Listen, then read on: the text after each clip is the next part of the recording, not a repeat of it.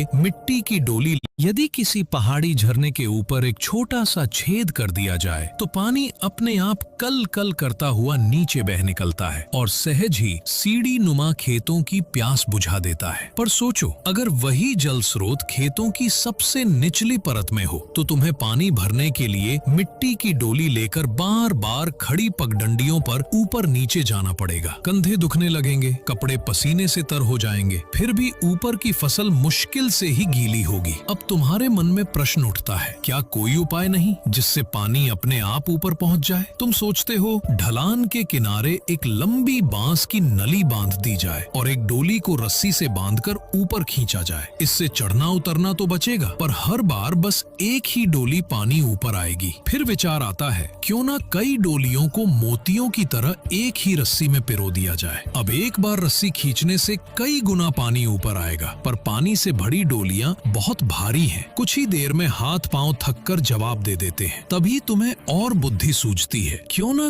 कुएं की तरह एक चरखी पुली लगा दी जाए। इससे खींचना तो आसान हो जाएगा, पर रस्सी वापस लपेटने की मेहनत फिर भी बाकी है। फिर अचानक विचार आता है, क्यों ना जल स्रोत के पास भी एक पहिया बांध दिया जाए और रस्सी के दोनों सिरे जोड़कर एक चक्र बना दिया जाए। अब डोलियों को उस चक्र में बांध दो। जब नीचे की डोली पानी में डूबेगी तो भर जाएगी और ऊपर की ओर चढ़ते हुए धीरे धीरे पानी खेतों तक पहुंचाएगी। तुम लकड़ी की भारी डोलियों की जगह हल्की धातु या बांस की डोलियां लगा देते हो। अब तो भारी ढांचा भी हटाया जा सकता है। तुम बस ऊपर खड़े होकर चरखे को घुमाते हो, रस्सी नाग की भांति नीचे उतरती है, नीचे की डोलियां पानी भरकर ऊपर आती हैं और शीर्ष पर पहुंचकर धीरे से छल छल करती हुई खेत में जल उंडेल देती हैं। अब ऊपर का खेत भीगता है और फिर वही पानी नीचे नीचे बहता जाता है। पल भर में पूरी सीढ़ीदार खेती हरियाली से लहलहा उठती है। और बधाई हो, तुमने घूमता हुआ जल डोली चक्र, जल चक्र का आविष्कार कर लिया है। और हमारे चैनल से जुड़ना मत भूलना।